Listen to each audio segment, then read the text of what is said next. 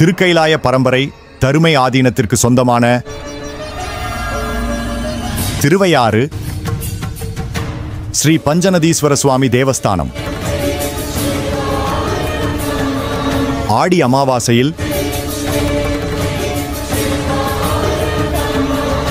அப்பர் கையிலை காட்சி ஆகஸ்ட் 4 ஞாயிற்றுக்கிழமை மாலை 6 மணிக்கு மேல்.